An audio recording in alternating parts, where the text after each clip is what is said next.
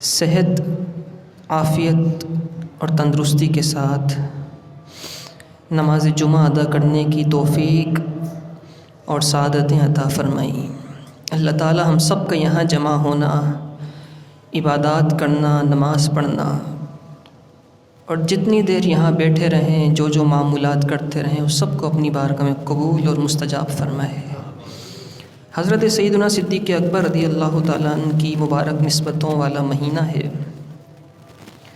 آپ کی شان اور آپ کی فضائل، آپ کے مناقب، آپ کی تعلیمات بیان کی جائیں گی۔ ابھی جب ہم مسجد میں آئے تو ہمارے بزرگ ہیں، تقریباً نمازوں میں مسجد میں ہی موجود ہوتے ہیں، انہوں نے ہمیں عطر لگائی، امام صاحب کو، دیگر نمازیوں کو۔ تو جب یہ مسجد کو مہکا رہے تھے تو مجھے حضور سیدی محدث اعظم پاکستان رحمۃ اللہ تعالی علیہ کی ایک بات یاد آئی۔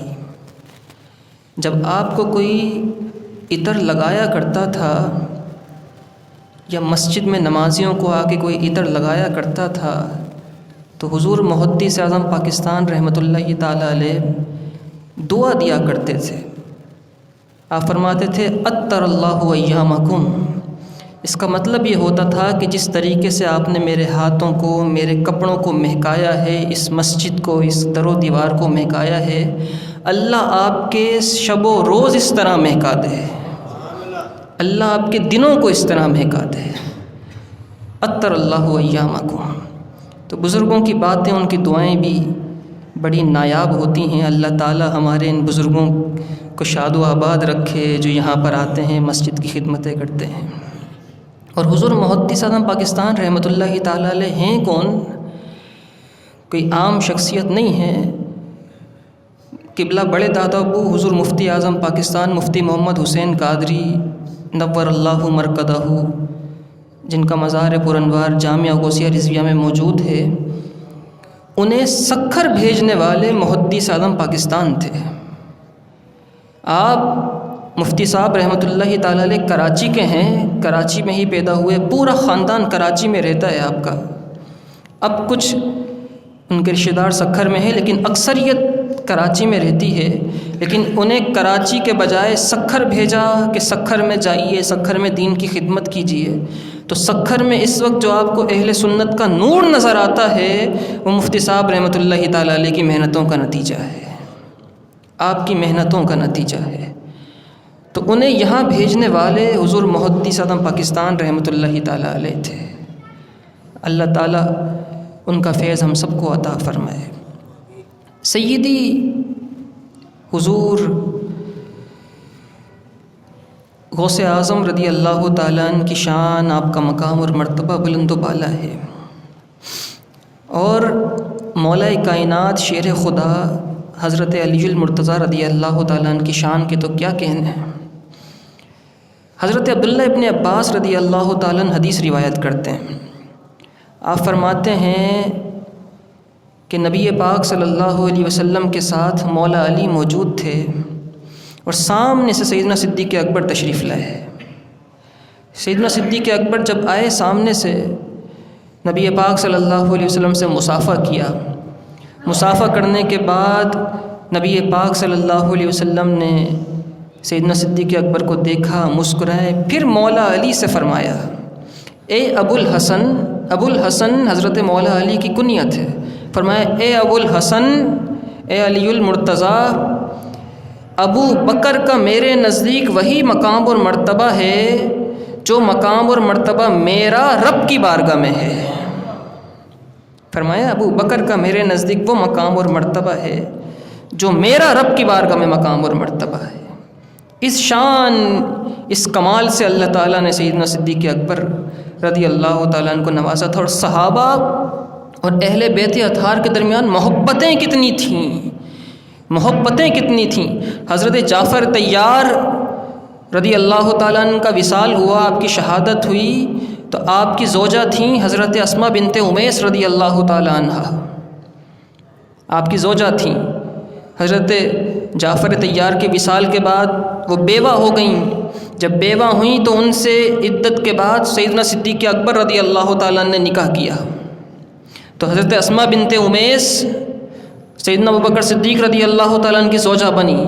پھر حضرت ابوبکر صدیق رضی اللہ تعالیٰ عنہ کا جب وصال ہوا تو ان سے عدت گزرنے کے بعد اسماء بنت امیس سے نکاح مولا علی نے کیا تھا. مولا علی شیر خدا نے فرمایا تھا. یہ باتیں کیوں نہیں بیان کی جاتی نہ جانے سمجھ نہیں آتا. یہ اہل بیت اطہار کی محبتیں تھیں، یہ مولا علی کی محبت تھی کہ ان کی بیوہ سے نکاح فرمایا تھا. یہ مولا علی کی یہ صحابہ اور وہ جو آپ نے روایت سنی ہے نا، مشہور و معروف روایت ہے کہ سیدہ فاطمہ الزہرا رضی اللہ تعالیٰ عنہ کے وصال کا وقت جب قریب آیا تو آپ پریشان تھیں کہ میرا جنازہ کیسے اٹھایا جائے گا.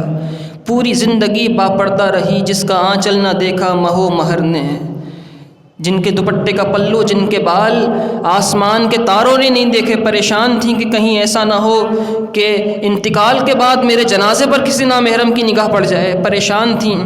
تو حضرت اسماء بنت امیس آئیں اور انہوں نے آ کر آپ کو ایک ڈولی بنا کر دکھائی کہ ایسی ڈولی میں نے بنتی ہوئی دیکھی ہے جس میں اگر مردہ رکھا جائے، جنازہ رکھا جائے تو اس کی بے پردگی نہیں ہوتی. تو سیدہ فاطمہ الزہرا رضی اللہ تعالیٰ عنہ نے کہا مجھے وہ ڈولی بنا کر دکھاؤ. وہ ڈولی بنا کر دکھائی گئی. آپ نے دیکھا، مطمئن ہو گئیں. پھر فرمایا رات کے وقت میرا جنازہ اٹھانا تاکہ کسی نامحرم کی نگاہ نہ پڑے. یہ ساری ڈولی بنا کر دکھانا، یہ مطمئن کرنا اور سیدہ پاک کے دل کو اطمینان ہو جانا، یہ کون کر رہا تھا؟ یہ حضرت اسماء بنت امیس کر رہی تھیں، جو اس وقت سیدنا صدیق اکبر کی زوجہ تھیں، حضرت ابوبکر صدیق کی زوجہ تھیں. اس شان اور مقام اور مرتبے سے اللہ تعالیٰ نے نوازا تھا. نبی پاک صلی اللہ علیہ وسلم نے ایک دن فرمایا کہ جنت میں جب جنتی داخل ہوں گے تو جنت میں داخل ہونے کے بہت سارے دروازے ہیں، 8 دروازے ہیں. جو نمازی ہوں گے انہیں باب الصلاۃ سے داخل کیا جائے گا، جو روزے دار ہوں گے باب الریان سے داخل ہوں گے، جہاد کرنے والے باب الجہاد سے داخل ہوں گے، صدقہ خیرات زکوٰۃ دینے والے باب الصدقہ سے داخل ہوں گے. تو سیدنا ابوبکر صدیق رضی اللہ تعالیٰ موجود تھے. کہنے لگے یا رسول اللہ، یہ تو نیک اعمال کرنے والے ہوں گے جو اپنے دروازوں سے جنتوں میں داخل ہو رہے ہوں گے، کیا کوئی ایسا بھی ہوگا جسے یہ سارے دروازے بلائیں گے کہ آ جاؤ ہم سے داخل ہو جاؤ؟ نمازیوں کو نماز والا دروازہ بلا رہا ہوگا، جہاد کرنے والوں کو جہاد کا دروازہ، صدقہ کرنے والوں کو صدقے کا دروازہ. کیا کوئی ایسا ہوگا جس کو یہ سارے دروازے بیک وقت بلا رہے ہوں گے؟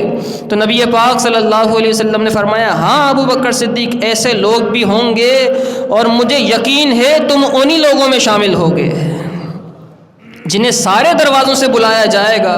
اے ابوبکر صدیق تم انہی لوگوں میں شامل ہوگے. اس شان اور اس مقام اور مرتبے سے سیدنا صدیق اکبر رضی اللہ تعالیٰ عنہ کو اللہ تعالیٰ نے نوازا تھا. اور وہ لوگ جو نہیں مانتے، اللہ تعالیٰ کی شان دیکھیے، وہ نہ ماننے والوں سے بھی منوا لیتا ہے. یہ لفظ ابو بکر ہے نا، یہ حضرت ابو بکر کا نام نہیں ہے، یہ آپ کی کنیت ہے. حضرت ابوبکر صدیق رضی اللہ تعالیٰ عنہ کا اصل نام عبداللہ ہے. حضرت ابوبکر صدیق رضی اللہ تعالیٰ عنہ کا اصل نام عبداللہ ہے. بہت کم لوگ واقف ہیں حضرت سیدنا صدیق اکبر رضی اللہ تعالیٰ عنہ کے اصل نام سے. عبداللہ آپ کا نام ہے اور ابو بکر آپ کی کنیت ہے. جیسے مولا علی کی کنیت ابو الحسن تھی، حضرت صدیق اکبر رضی اللہ تعالیٰ عنہ کی کنیت ہے ابو بکر. تو ابو بکر کیوں کنیت ہوئی آپ کی؟ 2 مشہور اقوال ہیں. ایک قول تو یہ ہے کہ بکر عربی میں اونٹ کو کہتے ہیں، جوان اونٹ کو، طاقتور، اور فرب اونٹ جو ہوتا ہے اسے عربی میں بکر کہا جاتا ہے. اور ابو کا مطلب ہوتا ہے والا، جوان اونٹ والا. یہ کیوں کہا جاتا ہے؟ اس کے بارے میں سیرت نگاروں نے لکھا کہ سیدنا صدیق اکبر رضی اللہ تعالیٰ عنہ کا جو قبیلہ تھا اونٹ بڑی کثرت سے پالتے تھے، اور حضرت سیدنا صدیق اکبر رضی اللہ تعالیٰ عنہ کو بھی اونٹوں کے معاملات میں بڑی مہارت حاصل تھی. تو اسی مناسبت سے آپ کو اونٹوں والا کہا جاتا تھا. ابو بکر آپ کی کنیت پڑ گئی. ایک قول تو یہ ہے. اور دوسری روایت یہ ہے جس کو زیادہ علماء نے لکھا، وہ یہ ہے ابو کا مطلب ہوتا ہے والا اور بکر کا مطلب ہوتا ہے اولیت، پہلا ہونا، پہلا والا، اولیت والا۔ سیدنا صدیق اکبر رضی اللہ تعالیٰ عنہ اسلام لانے بھی پہلے، تصدیقات کرنے میں بھی پہلے، ہر معاملے میں پہلے، اپنی جان لٹانے میں پہلے، مال لٹانے میں پہلے، جان نثاری میں پہلے، ہجرت کی رات حضور کے ساتھ ساتھ پہلے، ہر مقام پر سیدنا صدیق اکبر پہلے پہلے پہلے۔ اسی لیے سیدنا صدیق اکبر کو اولیت والا یعنی سب سے پہلا کہا جاتا ہے۔ تو وہ لوگ جو کہتے ہیں کہ ابو بکر پہلے نہیں ہیں، کیسے لوگ ہیں پہلا کہہ کر پھر پہلا نہیں مانتے، پہلا کہہ کر پھر پہلا نہیں مانتے۔ اللہ تعالیٰ ان کی زبانوں سے خود پہلے کہلواتا ہے کہ پہلا کہہ دو، پھر چاہے جو کہتے رہو، پھر جو دل چاہتا ہے کہتے رہو۔ ایسے ہی کفار قریش، نبی پاک صلی اللہ علیہ وسلم کا نام نامی اس میں گرامی ہے محمد صلی اللہ علیہ وسلم، اور اس نام نامی اس میں گرامی کا مطلب یہ ہے جس کی ہر زبان میں تعریف کی جائے، ہر وقت، ہر لحظہ، ہر کوئی جس کی تعریفیں ہی کرتا رہے، اس کو کہا جاتا ہے محمد۔ تو کفار مکہ جب نبی پاک صلی اللہ علیہ وسلم کی پیٹھ پیچھے برائیاں کرتے تھے نا، تو یوں کہا کرتے تھے محمد ایسے ہیں، نعوذ باللہ من ذالک، محمد تو ایسے ہیں۔ تو ایک دن انہیں خیال آیا کہ ہم تو بڑے بے وقوف ہیں، پہلے کہہ دیتے ہیں کہ جس کی تعریفات کی جائیں، جس کی توصیفات کی جائیں، جس کی شانیں بیان کی جائیں، پہلے ان کو محمد کہتے ہیں، پھر برائی کرتے ہیں، تو ہم تو سب سے بڑے بے وقوف ہوئے۔ تو انہوں نے نعوذ باللہ من ذالک نام بدل کے مزمم رکھ دیا، مزمم کہنا شروع۔ مزمم کا مطلب جس کی برائی کی جائے، جس کی مذمت کی جائے، مزمم ایسے ہیں، مزمم ایسے ہیں۔ اب جب پیٹھ پیچھے برائی کہتے تو محمد نہیں کہتے تھے، مزمم کہا کرتے تھے۔ کسی نے آ کے نبی پاک صلی اللہ علیہ وسلم کو خبر دی، کہا یا رسول اللہ پہلے محمد کہہ کر برائی کرتے تھے، پھر اپنی بے وقوفی کا اظہار ہوا، اس کا اقرار کیا، اس کا احساس ہوا کہ ہم بے وقوف نکلے، تو اب محمد کے بجائے آپ کو مزمم کہہ کر برائیاں کرتے ہیں۔ تو نبی پاک صلی اللہ علیہ وسلم مسکرائے، فرمانے لگے بڑے عجیب لوگ ہیں، وہ نہ جانے کون ہے جو مزمم ہوگا، جس کی برائیاں کرتے ہیں، رب نے تو ہمیں محمد بنایا ہے، ہمیں تو رب نے محمد بنایا ہے، پتہ نہیں کون ہے جس کی برائیاں کرتے ہیں، کون مزمم ہے۔ تو وہ پہلا کہہ کر پھر پہلا نہیں مانتے، نہ جانے وہ پھر کون ہے جس کو پہلا نہیں مانتے، ان کو تو پہلا ویسے ہی کہہ دیا کرتے ہیں۔ اللہ تعالیٰ نے اس شان سیدہ عائشہ صدیقہ رضی اللہ تعالیٰ عنہ، ام المؤمنین سیدہ عائشہ صدیقہ رضی اللہ تعالیٰ عنہ، آپ کہتی ہیں ایک رات تھی، چاندنی رات تھی، نبی پاک صلی اللہ علیہ وسلم کا سر اقدس میری گود میں تھا، میں نے ستاروں کو دیکھا، اور دیکھنے کے بعد میرے دل میں خیال آیا کہ کیا کوئی ایسا ہے جس کی نیکیاں ان آسمان کے ستاروں کے برابر بھی ہیں؟ تو میرے نبی پاک صلی اللہ علیہ وسلم سے پوچھا یا رسول اللہ کوئی ایسا ہے جس کی نیکیاں آسمان کے تاروں کے برابر ہیں؟ نبی پاک صلی اللہ علیہ وسلم نے فرمایا ہاں عائشہ۔ حضرت عمر فاروق رضی اللہ تعالیٰ عنہ کا نام لیا، فرمایا عمر کی نیکیاں آسمان کے تاروں کے برابر ہیں، عمر کی نیکیاں آسمان کے تاروں کی، ان گنت ہیں آسمان کے تارے، کوئی نہیں گن سکتا۔ فرمایا عمر کی نیکیاں آسمان کے تاروں کے برابر ہیں۔ تو سیدہ عائشہ صدیقہ رضی اللہ تعالیٰ عنہ کہتی ہیں یا رسول اللہ پھر میرے بابا جان ابو بکر صدیق کی نیکیاں کتنی ہیں؟ تو نبی پاک صلی اللہ علیہ وسلم نے فرمایا اے عائشہ عمر کی ساری نیکیاں ابو بکر کی ایک نیکی کے برابر ہیں۔ فرمایا عمر کی ساری نیکیاں ابو بکر کی ایک نیکی کے برابر ہیں۔ اور کتنی محبت نبی پاک صلی اللہ علیہ وسلم نے سیدنا صدیق اکبر سے فرمائی ہے، جب حضرت ابو بکر صدیق رضی اللہ تعالیٰ عنہ کا وصال کا وقت قریب آیا، وقت وصال قریب آیا جب حضرت ابو بکر صدیق رضی اللہ تعالیٰ عنہ کا، تو آپ نے وصیت فرمائی، آپ نے فرمایا جب میرا انتقال ہو جائے، جب میرا انتقال ہو جائے، تجہیز ہو جائے، تکفین ہو جائے، جنازہ تیار ہو جائے، تو میرے جنازے کو نبی پاک صلی اللہ علیہ وسلم کے روضہ انور کے باہر لے جا کے رکھ دینا، اور پھر کہنا کہ یہ ابو بکر آیا ہے، اندر دفن ہونے کی اجازت چاہتا ہے، اگر دروازہ کھل جائے تو مجھے اندر دفنا دینا، میری تدفین اندر کر دینا، اور دروازہ نہ کھلے تو جنت البقیع میں لے جا کے مجھے دفنا دینا۔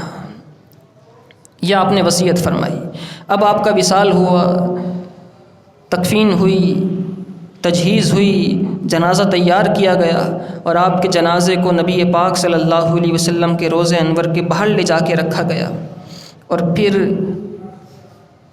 باہر لے جا کے رکھا اور کہا گیا ھذا ابو بکر یستأذن یا رسول اللہ، یہ ابو بکر ہے، آپ سے اجازت مانگتے ہیں، آپ سے اجازت مانگتے ہیں اندر دفن ہونے کی۔